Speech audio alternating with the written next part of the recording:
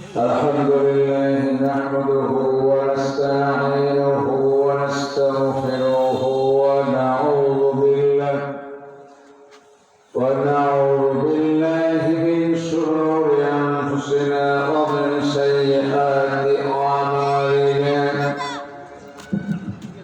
من يهد الله فلا مضل له ومن يضلله فلا هادي له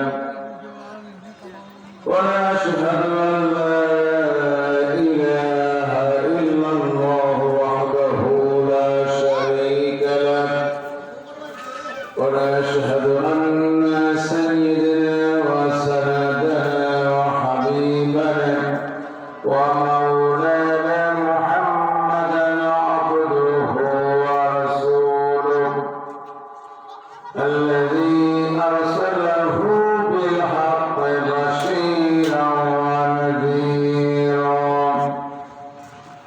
وداعيا إلى الله بإذنه وسراجا منيرا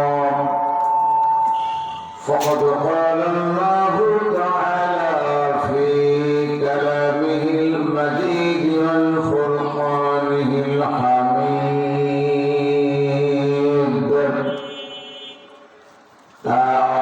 أعوذ بالله من الشيطان الرجيم بسم الله الرحمن الرحيم يا أيها الناس اعبدوا ربكم الذي خلقكم والذين من قبلكم لعلكم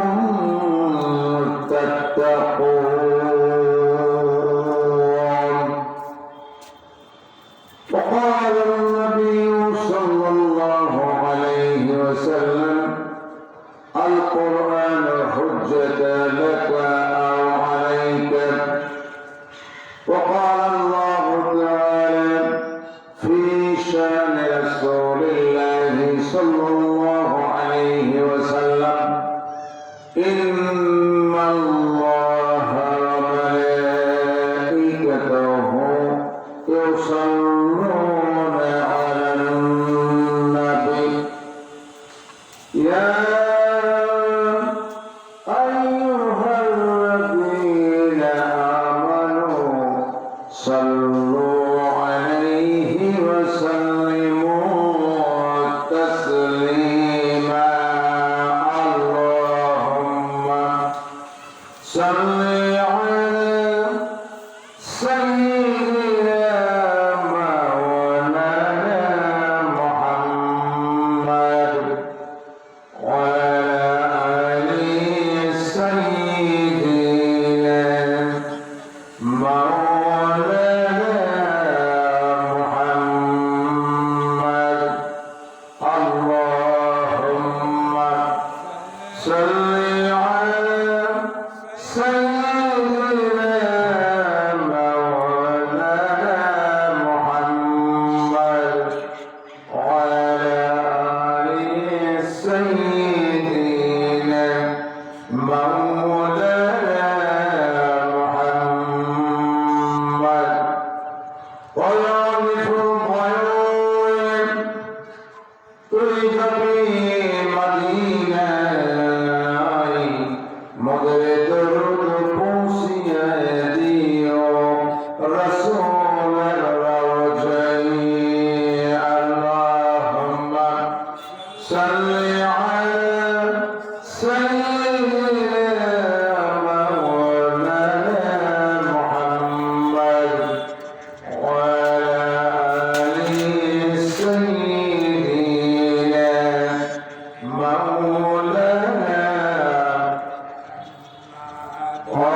ومدينة البلبل ربنا من البلبل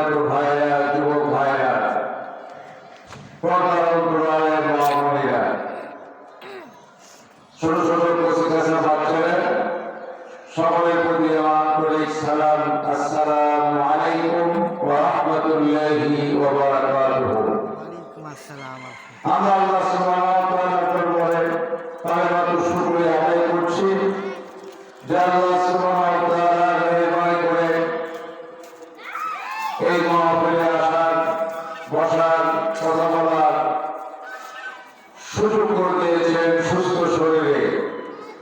যে মহান মাহমুদ রহমত দান করেছেন, সেই মহান মাহমুদের দরবারে আমরা শুকরিয়া আদায় করছি, জোরে সোরে করছি আলহামদুলিল্লাহ। লাখ কোটি দরুদ সালাম সরকারে কায়নাত এই পৃথিবীর সর্বশ্রেষ্ঠ মহামানব, যা আদর্শ ছাড়া কোন ব্যক্তি আদর্শবান হতে পারবে না, যার সুপারিশ ছাড়া কিয়ামতের মাঠে অন্য কারো সুপারিশ গ্রহণ হবে না। এই পৃথিবীর সর্বশ্রেষ্ঠ মহামানব, আখের জামানার পয়গম্বর, বিশ্ব নবী, বিশ্ব রাসূল জনাবে মুহাম্মদুর রাসূলুল্লাহ সাল্লাল্লাহু আলাইহি সাল্লামের প্রতি দরুদ তাসলিম সকলে পড়ছি সাল্লাল্লাহু আলাইহি সাল্লাম। সম্মানিত ভাইসব, কোরআনুল কারীম বিশ্ব বরেণ্য সর্বশ্রেষ্ঠ নির্বিচার নির্ভুল একটি কিতাব। আসে আসেন থেকে আল্লাহ পাক নাযিল করে দিয়েছেন পৃথিবীর মানুষের জন্য মুক্তির দিশা হিসাবে, পৃথিবীর মানুষের জন্য শান্তির দিক হিসাবে কোরআনুল কারীম নাযিল করে দিয়েছেন। কিন্তু আমরা আজকে দুর্ভাগ্যজনক আমরা কোরআন থেকে অনেক দূরে সরে চলে গিয়েছি। আজকের এই তাফসীরুল কোরআন মাহফিলের মাধ্যমে যেন অত্র এলাকার যুবকেরা, মা বোনেরা তারা যেন উপকৃত হন, আখিরাতের চেতনা যেন তাদের ভিতরে সৃষ্টি হয়, পয়দা হয়। আমি সে দোয়াই করি মহান মাহমুদের দরবারে। আল্লাহ পাক এই মাহফিলের ওসিলায় অত্র এলাকার উপরে খাস রহমত আল্লাহ পাক নাযিল করুন, এই দোয়া আমি করছি, সকলে করছি আল্লাহুম্মা আমিন। সম্মানিত ভাইরা, মা বোনেরা, কোরআনুল কারীম আমাদের জন্য কি দিতে চায়? এই কোরআন মানলে আমাদের লাভ কি, আমাদের ফায়দা কি? আল্লাহ রাব্বুল আলামিন কোরআনুল কারীমের ভিতরে জানিয়ে দিলেন, ফামান তাবিআ হুদায়া ফালা খাউফুন আলাইহিম ওয়ালা হুম ইয়াহজানুন। মহান জানিয়ে দিলেন, এই কোরআনুল কারীম মানবে, যে দেশের লোকেরা মানবে, যে ভূখণ্ডের লোকেরা মানবে, যে এলাকার লোকেরা মেনে চলবে, তাদের জন্য কোন দুশ্চিন্তা থাকবে না, তাদের জন্য কোন ভয়ের কারণ থাকবে না। ভয় এবং দুশ্চিন্তা সবগুলো দূর হয়ে যাবে। কোরআনের বিধান যে এলাকায় প্রতিষ্ঠিত হবে, কোরআনের আইন যে দেশে চালু হয়ে যাবে, সেই দেশে কোন দুর্নীতি থাকবে না, চুরি থাকবে না, ডাকাতি থাকবে না, ধর্ষণ থাকবে না, যে অমানুষতা থাকবে না, অশ্লীলতা থাকবে না। কোরআন এসেছে চুরি, দুর্নীতি, ডাকাতি বন্ধ করতেন। কোরআন এসেছে নির্যাতন বন্ধ করতেন। কোরআন এসেছে মিথ্যাচার বন্ধ করতেন।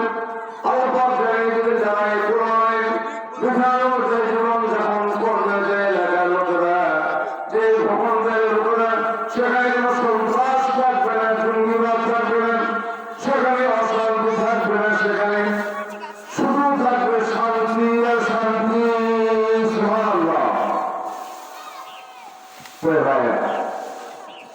এই কোরআনের বিধান যারা মানে, যে পরিবারে কোরআনের শাসন আছে, কোরআনের বিধানের অনুসরণ আছে, সেখানে শান্তি আছে, সেখানে অশান্তি নাই। পিতার অবাধ্য সন্তান হয় না, সন্তানের সাথে পিতার কোনো ঝগড়া হয় না।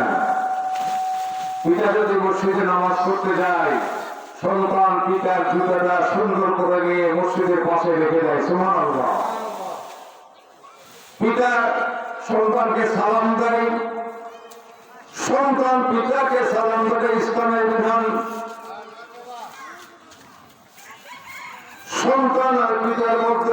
শান্তি প্রতিষ্ঠিত হয়ে যায়, শুধুমাত্র কোরআনের জন্য প্রতিষ্ঠিত হয়, শুধুমাত্র রাসূলের আদর্শের জন্য প্রতিষ্ঠিত হয়ে যায়।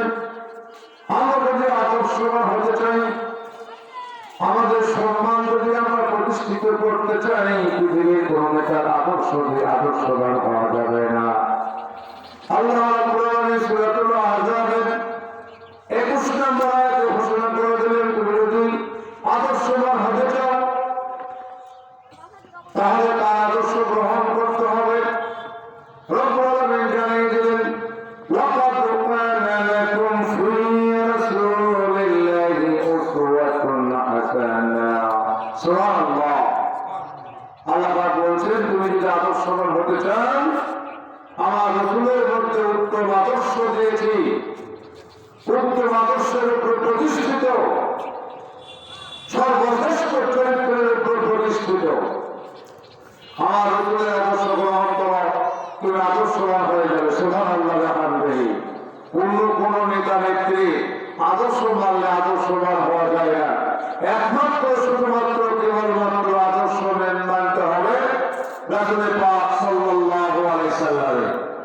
প্রিয় ভাই সব, আমি আপনাদের সামনে সূরাতুল বাকারার একটি আয়াত তেলাওয়াত করেছি। কোরআনুল কারীমের মাধ্যমে সারা পৃথিবীর মানুষকে আল্লাহ পাক জানিয়ে দিচ্ছেন, তোমার রবের গোলামি করো, তোমার রবের কাছে মাথা নত করো, তোমার রবের আনুগত্য করো, তোমার রবের দাসত্ব করো, তাহলে মুক্তি পাবে। কোরআনুল কারীম শুধু বাংলাদেশের নয়, এই কোরআন সারা পৃথিবী আন্তর্জাতিক একটা শ্রেষ্ঠতম কিতাব, যে কিতাবের ভিতরে কোনো ভুল নাই। পৃথিবীর বড় বড় মনীষীরা বিভিন্ন ভাষা পর্যালোচনা করতে গিয়ে তারা চেষ্টা করেছেন, কোরআন শিখে চেষ্টা করেছেন কোরআনের মধ্যে ভুল আছে কিনা ধরা, কিন্তু কোরআনের ভুল ধরতে পারেই নাই। নিজেদের জীবনে ভুল কোরআনের কাছে ধরা পড়েছে। সুবহানাল্লাহ। কোরআনের কাছে যারা আত্মসমর্পণ করে তা পৃথিবীর শ্রেষ্ঠতম মানুষে পরিণত হয়েছে। আমার মা বোনেরা, কোরআনুল কারীমের ভিতরে শুধু নামাজের কথা নাই, রোজার কথা নাই, হজের কথা নাই, পর্দার কথা আছে, আছে কি নাই? পর্দার কথা আছে। পর্দা একটি ফরজ ইবাদত, পর্দা একটি ফরজ ইবাদত। কোন মা বোন যদি পর্দা না মানে, 5 ওয়াক্ত নামাজের সাথে আরো 5 ওয়াক্ত যোগ করে 10 ওয়াক্ত নামাজ যদি পড়ে, এ নামাজ কবুল হবে না, হবে না, হবে না। পর্দা নিজের শরীরকে পর্দা ভেতরে রাখতে হবে, বাইরে গেলে পর্দা ভেতরে রাখতে হবে।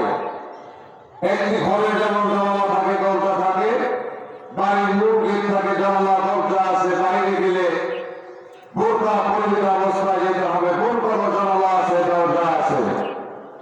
আমার ভাইয়া, পর্দার বিধান আমাদের সমাজ থেকে আস্তে আস্তে দূর হতে চলেছে। এমন পোশাক পরে যে পোশাকের দিকে শয়তান লজ্জা মতো তাকাই না, শয়তান লজ্জা পায় এই পোশাক পরা দেখা অবস্থায়। আমার ভাইয়া, আল্লাহ পাক এই কোরআনুল কারীম শুধু মুসলমানদের জন্য নাযিল করেন নাই, শুধু ইমানদারদের জন্য নাযিল করেন নাই, সারা পৃথিবীর মানুষের জন্য কোরআন। যারা মানবে তারা ইমানদার, যারা মানবে তারা বেঈমান। আল্লাহ পাক শুধু মুসলমানদের আল্লাহ না, আল্লাহ রাব্বুল আলামিন শুধু মুসলমানদের রব না, সারা পৃথিবীর সমস্ত মানবতার জন্য, সমস্ত সৃষ্টিজীবের জন্য, মানুষ এবং জিন, পশু পাখি, গাছপালা, সমুদ্র মহাসমুদ্রের ভেতরে যে সমস্ত জলজ প্রাণী, সবার তিনি রব। জঙ্গলের বিশাল বনের ভিতরে রয়েল বেঙ্গল টাইগার, হিংস্র প্রাণী যেগুলো আছে, তাদেরও তিনি রব। আমাদের রাসূল কারীম সাল্লাল্লাহু আলাইহি ওয়াসাল্লাম তিনি সারা পৃথিবীর জন্য রাসূল, সমস্ত মানুষের জন্য রাসূল, শুধু মুসলমানদের জন্য রাসূল নয়। বুঝতে হবে এটা। আল্লাহ রাব্বুল আলামিন আমাদের জগতে কিয়ামত পর্যন্ত যত মানুষ আসবে নর এবং নারী সমস্ত মানুষের ওগুলোকে একজোটে সৃষ্টি করে তার সামনে নিয়ে ঘোষণা করেছেন, আলাস্তুবের আব্দিকুম, আমি কি তোমাদের রব নই? আমি কি তোমাদের পরিচালক নই? আমি কি তোমাদের হেফাজতকারী নই? আমরা বলেছিলাম ক্বালু বালা, অবশ্যই আপনি আমাদের রব। সুবহানাল্লাহ।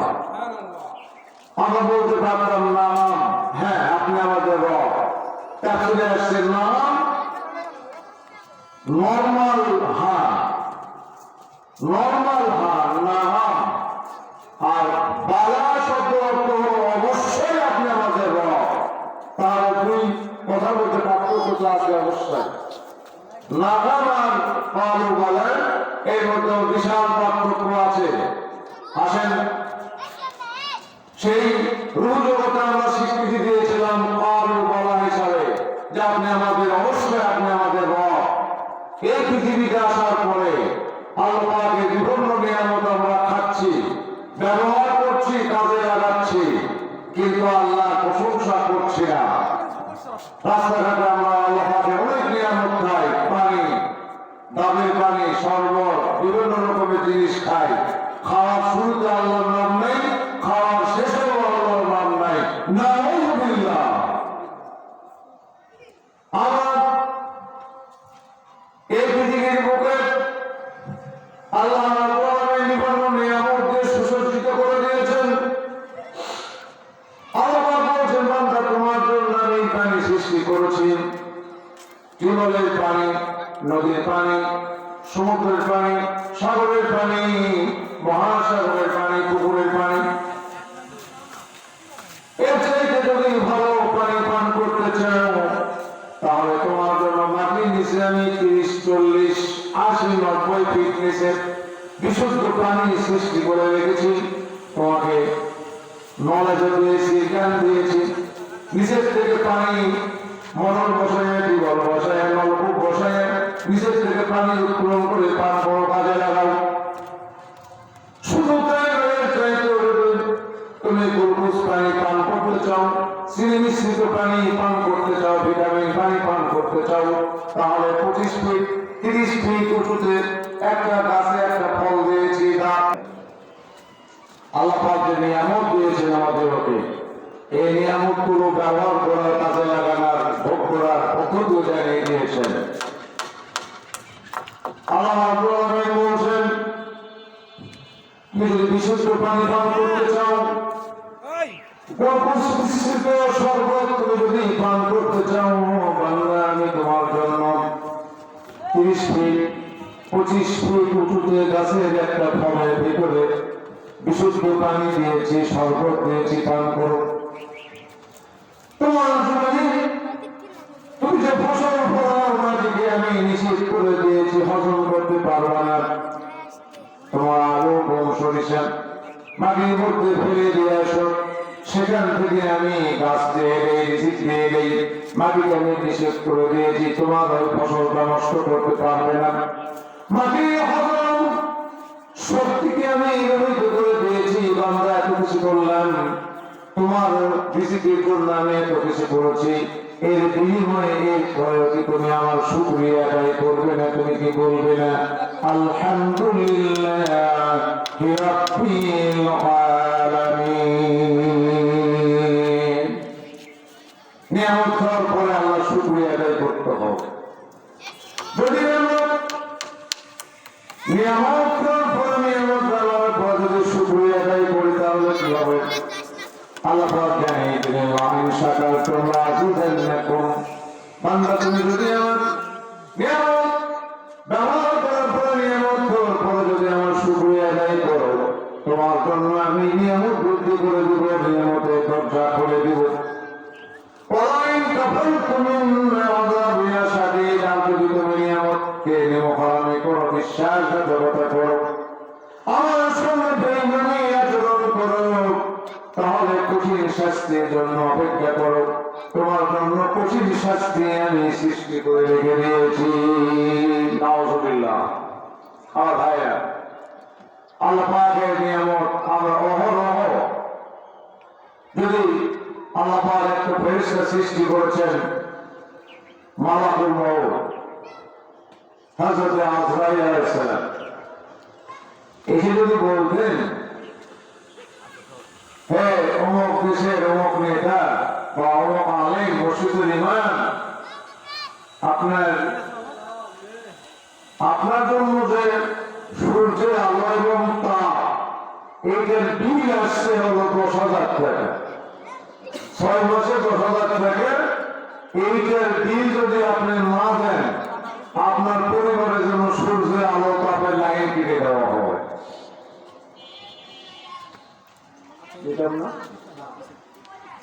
হঠাৎ করে বলছেন 6 মাস আল্লাহ পাকের অক্সিজেন ব্যবহার করেছে বাতাসের ভিতরে, অক্সিজেনের বিল আসছে 25,000 টাকা, 6 মাসে 25,000। আগামী 3 দিনের মধ্যে যদি বিল পরিশোধ না করো আল্লাহ পাক জানিয়ে দিয়েছে তোমার পরিবারের জন্য অক্সিজেনের লাইন কেটে দেওয়া হবে। এই নোটিশ পড়ার সাথে সাথে বুঝতাম অক্সিজেনের লাইন কেটে দিলে যত বড় দাম পিটা কেউ হয় না কেন পারবো, তাহলে সূর্যের আলোর বিল লাগে না, তাদের মিষ্টি আলোর বিল দিতে হয় না, অক্সিজেন যেটা গ্রহণ করছে 24 ঘন্টা এগুলোর বিল দিতে হয় না। যদি এগুলোর বিল দিতে হতো আমার ভাইরা আমার মা বোনেরা শুনুন, তাহলে কোন দেশেই এত বড় বড় অট্টালিকা তৈরি হতো না, হতো না, সব ফ্রি, সব ফ্রি।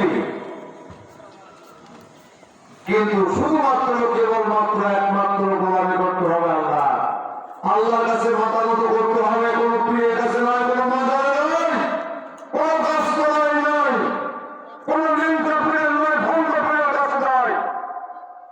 মাজারে গিয়ে আমরা চাই মাজারে কি আছে, মাজারে কি দিতে পারবে, শুধুমাত্র কেবলমাত্র একমাত্র আল্লাহ রাব্বুল আলামিনের কাছে চাইতে হবে। আর আল্লাহ পাক আমাদেরকে জানিয়ে দিয়েছে বান্দা চাও তুমি যা চাবে আমি তাই দিয়ে দেব, আমার ভান্ডারে কোনো অভাব নাই, আমার কোনো অভাব নাই। আল্লাহ পাকের একটা নাম আছে as-সামাদ, কুল হুয়াল্লাহু আহাদ আল্লাহুস সামাদ, নিয়মিত করে সমাজ শব্দ অর্থ হলো অভাবে কি অভাবহীন, কোন অভাব নেই, কোন কিছু অভাব নেই, শক্তির অভাব নেই, যা চাবো তাই পাবো। সুবহানাল্লাহ। আল্লাহ বলছেন আমি অভাবহীন। পৃথিবীর সমস্ত মানুষ অভাবের মুখোমুখি, আর আমার কাছে কোনো অভাব নাই, চাও আমি দিব, চাওয়ার মতো চাইতে হবে। আল্লাহ পাকের কাছে মাথা নত করে চোখের পানি ছেড়ে আমাদেরকে চাইতে হবে, চেষ্টা করতে হবে আল্লাহ পাকের রহমত পাওয়ার জন্য। আমরা রাজি আছি, আমরা রাজি আছি আল্লাহ পাকের কাছে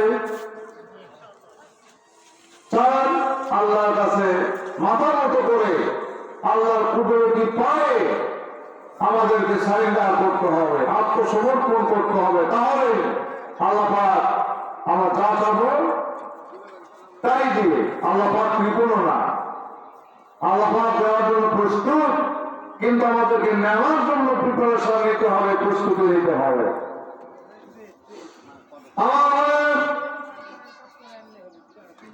যেহেতু আল্লাহ পাক এই সমস্ত পৃথিবীর রব, আকাশ আর জমিনের সর্বশ্রেষ্ঠ স্রষ্টা, সবচাইতে বড় রব, তার উপরে কোন রব নেই। সেই আল্লাহ রাব্বুল আলামিন বলছেন ইয়া আইয়ুহান নাস উবুদু রাব্বাকুমুল্লাযী খালাকাকুম ওয়াল্লাযীনা মিন ক্বাবলিকুম লাআল্লাকুম তাত্তাকুন। আল্লাহ রাব্বুল আলামিন জানিয়ে দিলেন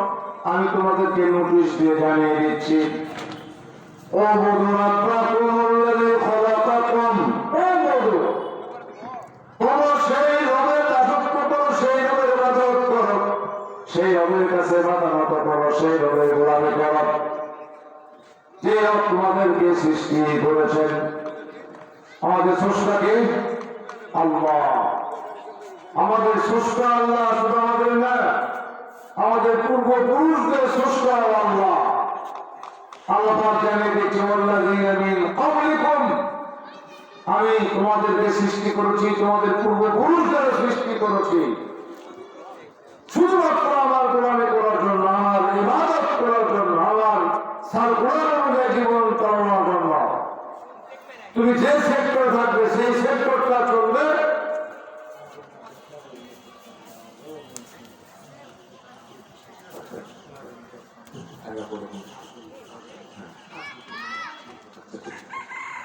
আমার ভাই বলেছেন যারা একজন আছেন মুয়াজ্জিন সাহেব আছেন মসজিদে উনি কথা বলবেন আমি আপনাদেরকে বুঝাচ্ছিলাম আমাদের রব আল্লাহ আর সেই আল্লাহর কাছে আমাদেরকে আত্মসমর্পণ করতে হবে রবের গোলামি করতে হবে তাহলে কি হবে লাআল্লাকুম তাত্তাকুন আল্লাহ পাক বলছেন আমার যদি গোলামি করতে পারো আমার যদি হুকুম মতো চলতে পারো তাহলে তোমাদের মধ্যে তাকওয়া আল্লাহ ভীতির গুণ সৃষ্টি হবে সুবহানাল্লাহ সব জায়গাতে আল্লাহ ভীতির গুণ আমাদের অর্জন করতে হবে প্রিয় ভাই প্রশাসনের ভাবে ব্যবসা বাণিজ্যে কৃষিকাজে পরিবারে সমাজের সব জায়গাতে যদি আমরা ইমানদারের পরিচয় দিতে পারি তাহলে আল্লাহ পাক বলছেন তোমাদের সমাজ থেকে অশান্তি দূর হবে দুর্নীতি দূর হবে চুরি বন্ধ হবে ডাকাতি বন্ধ হবে আর যদি